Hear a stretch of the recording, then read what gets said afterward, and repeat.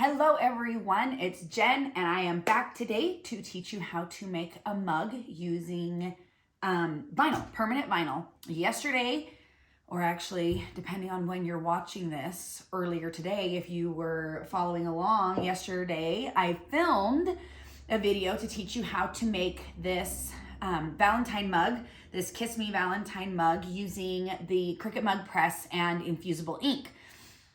It has been a process. I don't know what is going on getting that video to load. Actually, as we speak right now, it finally allowed me to click publish and said that it was 100% loaded.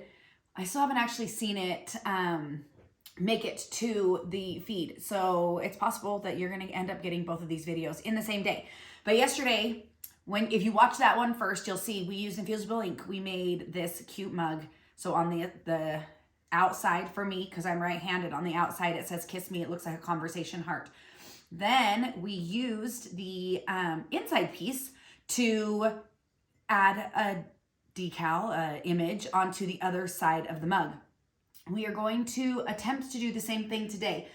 It's a little more difficult when using vinyl to use those reverse pieces, just because sometimes there can be a problem with the weeding. So I'm gonna be extra careful. Hopefully we'll be able to create a double-sided mug from one image. So today's project is a mug using permanent vinyl. This is gonna be a small project. Hopefully it'll be super quick. I am using the Cricut Joy just because I have it. This project uses a fine point blade. So any Cricut machine that uses Design Space can make this project. The image is in Design Space, so that's why you need to be able to use a machine. Yeah, that's why you need to use a machine that uses Design Space. So that means all of your Explore machines, your Maker machines, and your Cricut Joy. Tools that I have a weeding tool. This is my favorite one. Hopefully you'll be able to see that. It has this extra little hook right there. It's my favorite. It just is. All of them are fine, and people like different ones for different reasons. This is the one that I like, so that's great. I am using a scrap piece of Cricut Premium Permanent Vinyl. It is red. On the back, it has a green grid, and it actually says Cricut Permanent Premium Vinyl, so you know what you're using. So that is the vinyl that I'm using. I have a piece of transfer tape. I'm using the gray grid Cricut transfer tape. I have my mug. I have alcohol prep pads. I'll explain why these are important. I have a mat and I have a brayer just because I love using a brayer. It makes putting things on the mat perfect. And then I have my image. The image that we're using is in Design Space. It looks like this. It is the number for the image if you want to search it, because is it just me, or has Cricut gone backwards with their search feature? I feel like it was a pain a couple years ago, and then I felt like it was getting better, and now I feel like it's not as good again. I don't know what's going on, but like I searched conversation heart, and it brought up all these different like conversion charts for your kitchen. I don't know what's going on with it, but and then if I tried to search kiss me, I was getting like kiss me I'm Irish, kiss me I'm. So I'm giving you the image number. The image number is, you have to use the number symbol, hashtag symbol, pound sign symbol, whatever you call it. M as in mom, 211. A as in Andy. D as in Daniel, 853. I did check it today. It does not matter if you use caps or not caps. So the image is there. I'm going to go ahead and click it. I'm going to add it to my canvas. This isn't going to be a big Design Space tutorial. This is a tutorial about how to actually make the mug. So just really quick, I put it on the mug, or on Design Space. When I put it on the canvas, it has it gigantic. It has it like almost 8 inches wide. I am taking it down to 2.5 inches wide. Yesterday when we made this one, this image is 3 inches wide. And as you can see, my mug today is a little bit smaller. So I'm making my image a little bit smaller. You can mess around with it and do different things if you want. My mug is just from the Dollar Tree dollar store. You can use any mug for this project because we are not using infusible ink. If you watch this video, you know you have to use a certain specific special type of mug for using infusible ink. You do not have to do that for using permanent vinyl, I would say the less texture that your mug has, the better. It will adhere better. So just keep that in mind. All right. So you may be asking yourself, if you're using the Cricut Joy, why aren't you using smart vinyl? If you've been here for a minute, you know that I actually hate the Cricut Joy Smart Vinyl. I think it's terrible. I feel bad saying that because I love the Cricut Joy and I love the new Smart Vinyl that came out with the Maker 3 and the Explorer 3. But the Cricut Joy Smart Vinyl, for this, it might be okay. I don't think I'd be able to salvage the inside piece. But I just think the work that you have to put in to remove it from the backing it's just a pain. And I just didn't want to mess with it today. I don't know if you can see this little area here. This is all my Cricut Joy and that little cubby there. That's like all my Cricut Joy stuff. And I have quite a bit of it and I do use it. And I'm always trying to figure out new tips for making it easier to use. Sometimes I've used it and it has like weeded like a dream and stuck to the transfer tape and peeled off the backing perfectly. And then sometimes I use it and I'm like ready to rip my hair out. So if my goal was just this image here, then I wouldn't hesitate to use the Joy Smart Vinyl, because I think that because it's more of a, it's a simple shape, it's pretty easy. I think I would be able to get that off pretty easily. But because we have these, smaller letters and these finer lines, I just didn't want to fight with it today. So, and it's a great opportunity to use scraps. So I am using a Cricut Joy Green Standard Grip Matte.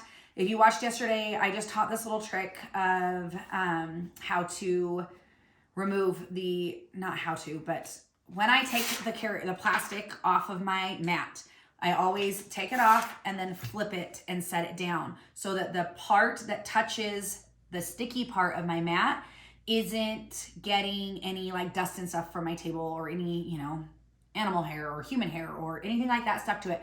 So then hopefully you're not keeping it off for an extended period of time. It helps your mats last a lot longer if you put that carrier sheet back on. It just helps them last longer. So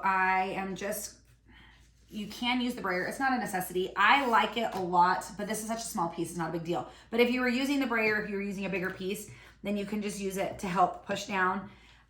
If you're ever having a problem with your machine not cutting right or things lifting when you're cutting, oftentimes that is because it's not stuck down as well as you think it is. So I recommend using the brayer. It makes a difference. I know that it doesn't seem like it does, but it makes such a difference from even just using your hands and thinking that you're pushing it down really well everywhere. All right, so another tip is, so once you have your image and you have it sized the size that you want, again, this is gonna be smaller than we did on the other mug because my mug as a whole is smaller and it has, I don't know if you can really tell, like it has kind of, it's not a straight side, but it almost has like a rounded square look to it. So I want it to be able to fit, I don't wanna try to have to go around that it's almost a corner, like a soft corner, like a bull-nosed corner, if you've ever seen those in a house. So it's not like a jagged square, but I don't want to try to have like part of it wrap around that. So I think going to 2.5 inches is great there. That will make, so I mean, as you can see on this side is obviously bigger than this side, so it will make the Kiss Me side a little bit smaller, but I think that'll be okay. All right, so on my canvas screen, so just to show you super quick, I just have my image on the canvas, and I'm going to, at the top, I'm going to select that I'm using a Cricut Joy. Yesterday we used the Explorer 3, today we're using the Joy. So I'm just going to make sure and switch that. If you don't switch it on that screen, when you get to the next screen and you are trying to connect to your machine, if you have the wrong type of machine selected, it won't show you your machine. We had a lot of people have problems with that before. So you're selecting the type of machine that you're using on your canvas screen, and then you'll connect to the machine when you are on the like matte screen and the cut screen. Okay, so now it's asking me, because I am selecting that I'm using a Cricut Joy, it's going to ask me if I want to cut without a mat, if I was using Smart Material, but today I am using a mat, so I am going to select on mat, and then I can just leave it. Because I'm using vinyl, I don't have to mirror my image or do anything like that, so I'm just going to go ahead and select continue. It's just showing me the image on the mat. So now it is going to allow me to connect to my Joy machine. And you'll see the light lights up. Let me check my watch and see if you guys can see that. I use my watch as my like friend to help me know if I'm in frame or not. So when this light comes on, that is when it is connected to your machine. Okay, so now here is my number one tip on using Cricut Smart Vinyl. 99.9, not Smart Vinyl. Let me start over. Ignore everything I just said. My number one tip when using Cricut Premium Permanent Vinyl, because that's what I'm using today. Cricut Premium Permanent Vinyl, I use the chalkboard vinyl setting. You can select, there is a setting for Cricut's permanent vinyl, and sometimes it works fantastic. I've heard a lot of people complaining about like that weeding is tedious and stuff like that. Usually that's because you're not getting like the perfect cut. I personally have found with my machines, with my blades, with my mats, with my experience, is that the chalkboard vinyl setting gives me a cut that makes weeding a dream. It's so simple for me. So I am just going to type in chalkboard vinyl, and then you'll see like it's an option there. There's just an option for chalkboard vinyl. It is a thing, and so it's actually a Cricut material. And so I'm just going to go ahead and I select that is what I'm using. And then it just says, if you just follow the prompts on it, I feel like it is almost foolproof. Really, I think it's foolproof, but sometimes there's still things that people maybe didn't know to check or whatever. So it just says that I've selected my chalkboard material. So then it says load tools and material. So it says to make sure that your fine point blade is in the clamp. That is what I'm using. If I was doing like a card where I was using a pen and a blade and things like that, this is great because it'll tell you what you should have in the machine and then what the next thing coming up is. Today we are just using this. So if you don't have a Joy, your process is gonna be slightly different. For the Joy, you don't have to load and unload. It does it automatically. So as I put let's see if I turn this sideways a little bit so you can see a little bit better. As I turn my machine sideways, so it's got the same guides on the side as the Maker and Explore machines do, and you just slide it in, and then there's a sensor in there, and when it sees it, then it just starts to load it. So you can hear, like it just starts. It loads it, it makes sure. So what it does is it loads it in to make sure that your mat is aligned correctly. So it's saying I have my pressure set to default. So now when you're using the Cricut Joy, there's no buttons or dials or anything on the Joy machine. Everything is done in Design Space. So it says click go. So I'm just going to click go in Design Space, and we're gonna let that cut. Okay, once it's done cutting, you'll see the light on the top start to flash, and then on the screen it says complete, rerun, or unload. If you're worried about whether your material cut through all the way, if you're trying something new, if you maybe had a problem last time you did it, you can always rerun it, which is a great option. You definitely want to rerun rather than unload and load again. You will not get it lined up the same way again. Because it's loaded in, the mat is gonna slide right in the way it did before. So rerun is a great option, but I'm just gonna go ahead and click unload because I am not worried about it not having cut all the way through.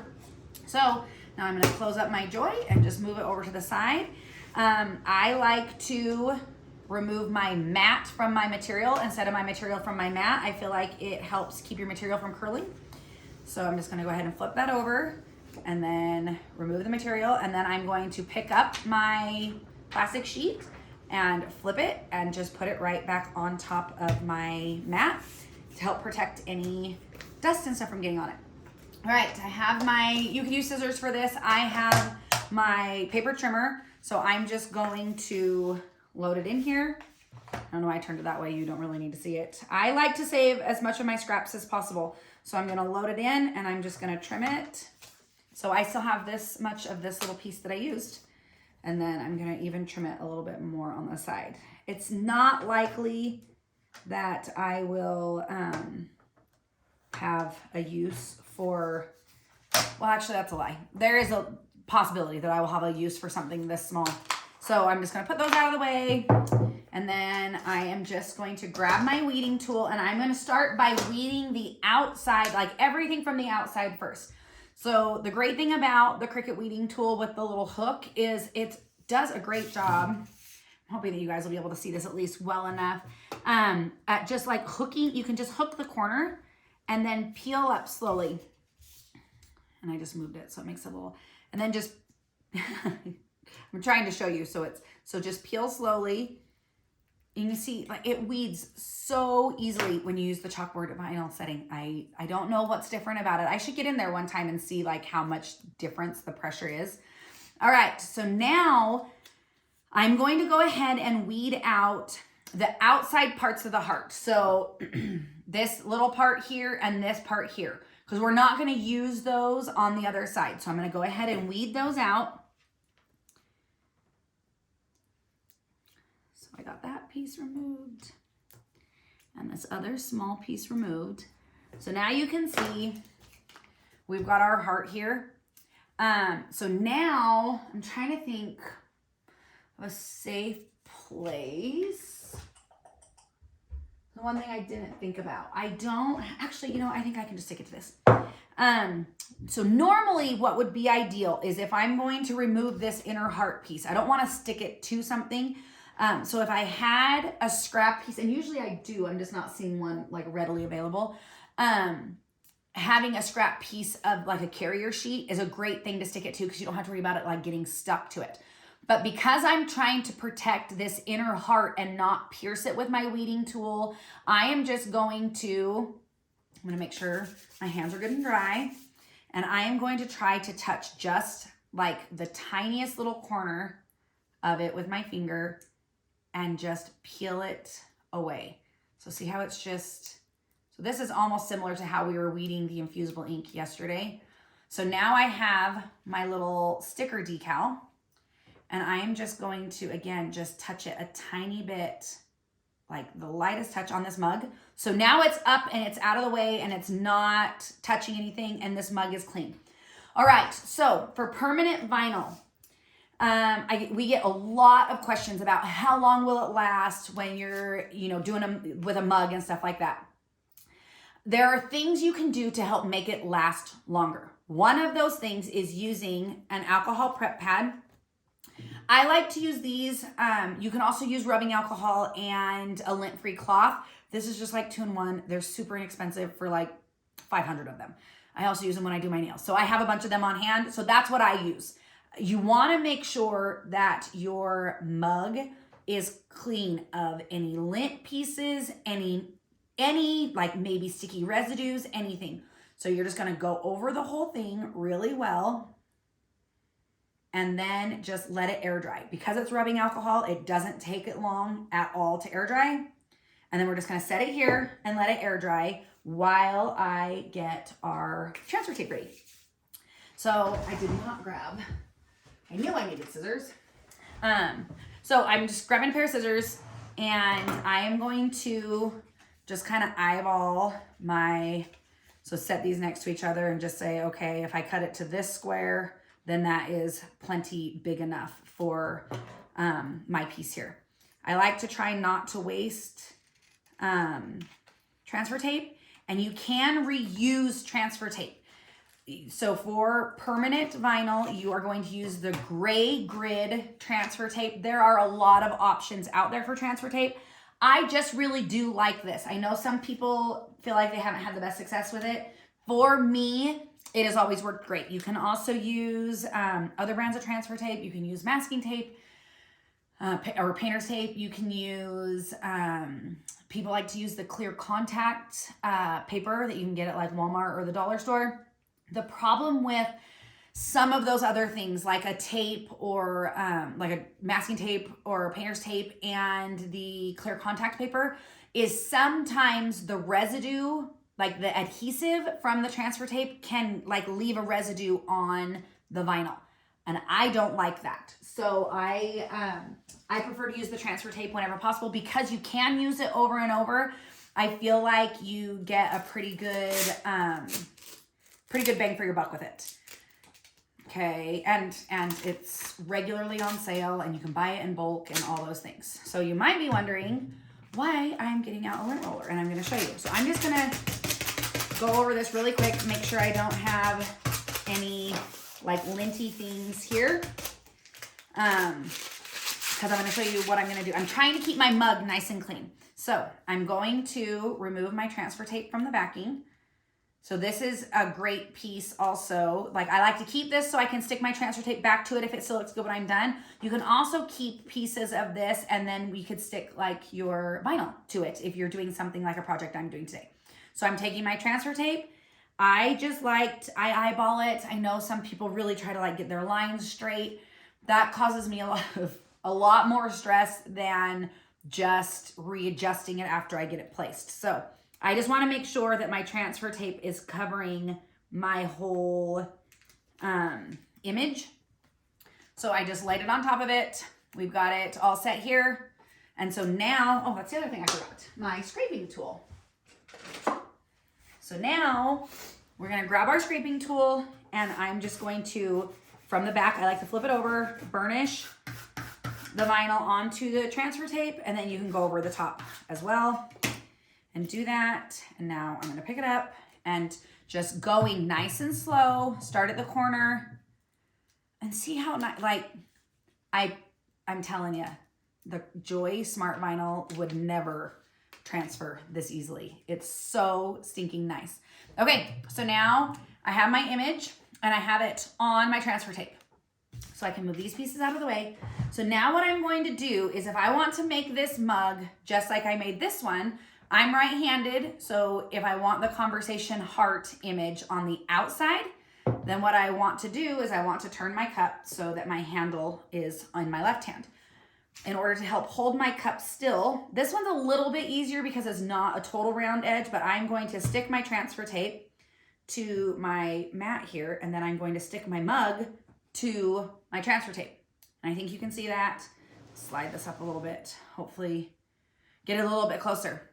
So this is where you're gonna lose my head here because I am not very good at sitting and crafting, but I like to get up above, so I'm looking down on my project so that I can really look at it and decide where I want my image to be. So for anything, especially anything with a curved surface, I always recommend curving your image a little bit and tacking the middle first. And you want to just barely touch it down. And I just moved that one. But you want to just barely touch it at the middle so that, and then let your sides go so you can look at it and see like, okay, is this centered? Is it going up at all? Is it straight? All of those things. And I feel like that's a lot easier to do when you're up and looking down on it. Oh, it just came unstuck from my... So oftentimes I will put a lint roller on both sides. I just don't have, I think one of my kids used it this morning. I don't have my other lint roller that's normally over here. So I'm gonna pick up these sides because I'm a little off centered. And I'm just going to mess with it a little bit. Again, I'm just trying to just touch it down the tiniest bit so that I can adjust it as much as I need to. And that's the nice thing about the transfer tape. And especially if you have your mug nice and clean, you don't have to worry about it affecting the adhesive. Okay, so I feel like this looks good. So now what I'm going to do, I can move this so I can show you. Now what I'm going to do, I think that's in a spot that you can see. I am going to run my finger down the middle and then go out one side. So that way, so see, now I've got a little bubble there. I know that I can go slowly, pull it back up, and then slowly go around. And then we're gonna do the same thing on the other side. So for this, I am going to sit down so I can pay attention to it and just take your time so that you're following your line. With curved surfaces, you can run into a problem with your adhesive not sticking, and you really want to, like with it having like a little lump or something in it, so you really want to take the time to follow those lines. That is one of the reasons that it helps to make your image a little bit smaller, because if your image is wrapping a lot, then it's having to, there's not a, I don't know what they call it. It's not contour, and it's not offset. I can't think of what it's called, but there's like a warp, that's what it is. There isn't a warp feature in Design Space. So you can't be like, okay, you know, I need to warp this image a little bit to go around the curve. So I've got mine all pushed down. So now I'm going to do the same thing. I'm going to start up in the corner, and I'm going to slowly, if you can see this, I am like, my transfer tape is flat against my image, and I am slowly, or flat against itself, I should say. So I'm just slowly peeling it back, making sure that my vinyl is stuck everywhere. And then when we get this off, we can look at it again. So I'm noticing I have one little spot that is not pressed down all the way. So what I'm going to do is I'm just going to sit here, and there's a couple of things I've seen people use, like their weeding tool to get under and loosen a little bit farther so that they can go through and spread it out. You just really want to make sure to take your time, and you really want to make sure that your vinyl is stuck down everywhere, because if you have any little bubbles or any little lifting, what's going to happen is when you go to wash it and stuff, if the water gets under there, then it's, you know, it's just going to keep lifting more and more and more. So you can see, I hope you can see, I'm using my weeding tool, and I'm trying really hard to go nice and slow so I'm not stretching the vinyl at all, because if you stretch the vinyl, then it's not going to lay flat, like your image is going to be warped. But I'm just following it along and pressing it down, and then it'll get to that part of the curve where maybe that's where it was like not straight. And so then you can get it all laid out so that it just is pressed down everywhere now. Okay. All right. So you can see, I'll get a good picture of this at the end, but you can see now that I don't have any lifting anywhere. I've got it pressed down all the way around. And now what I'm going to do is I like to use the end of my weeding tool because it's kind of rubbery and it's not, so it's not going to scratch my vinyl. And I just like to go one more time, especially with anything thin like this, all the way around, just making sure that it's stuck down really well. All of my letters I feel like are stuck down really well. So because these are thinner lines, you don't have a lot of adhesive. So this is kind of at a disadvantage already because there's just not a lot of adhesive on it. So we want to make sure that we're getting every little speck of adhesive touching the glass so that it can be stuck down and it will last a lot longer that way. All right, so now you've watched me, so I feel like I've been touching this mug quite a bit, and since I'm putting something on the other side, I'm just going to go ahead and I'm going to use another alcohol prep pad, and I'm just going to wipe it down really well so that you know, any dirt or anything that may have come from sitting up against my mat here, or my hands touching it, oils or anything like that, are off. And then just give that a second to dry. And now we have a couple options. This is what I think. I think what I'm going to do is, this is basically like a sticker at this point.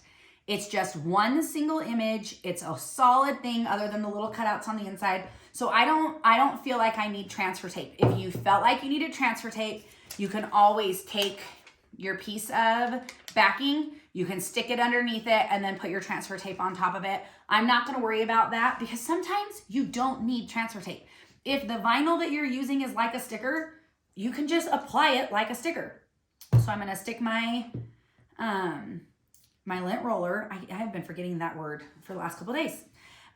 Stick my lint roller, stick my mug against it. I'm just gonna touch the very outside as little as possible. And I'm going to lift my sticker. So again, we've just basically got a sticker at this point. And I'm gonna stand up again so I can look down, and I'm gonna curve it just a little so that I can see the middle. And we're gonna touch it down just like the tiniest bit.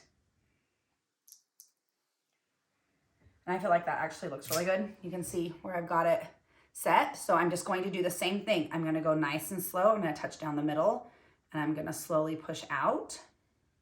And then I'm going to do the same thing on the other side. Start at the middle, slowly push out. And then I'm really going to rub a lot. So I don't want to use a scraper tool because I don't have any transfer tape on this. So what you can do is you can use your backing and use that to like rub really well, make sure it sticks down really well. And just do that. So that way you don't have any oils or anything from your finger on your vinyl, and you're also not running the risk of scratching it with your scraping tool. So that was super fast, and we have a two-sided mug. So I'll show you this side too. You can see there's not any lifting. It's all stuck down really well on both sides. So now I'm gonna talk to you just a little bit about the adhesive and the washing.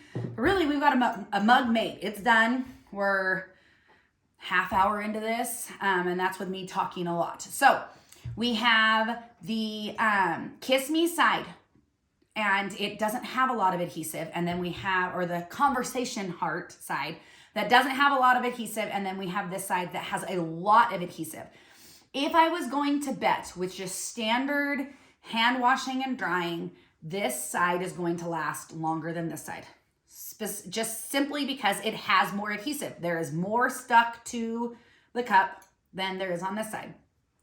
That being said, I've made really teeny tiny like little dinosaurs and little llamas in repeated patterns around my kids' cups, and they have lasted a long time, as long as you follow what the recommendations are. So the recommendations are, I think Cricut's recommendation is 48 hours. Most of us, I think that make these say 72 hours. So I am going to, now that this mug is done, I'm going to set it down. It's Wednesday. I'm not going to even touch it until Saturday.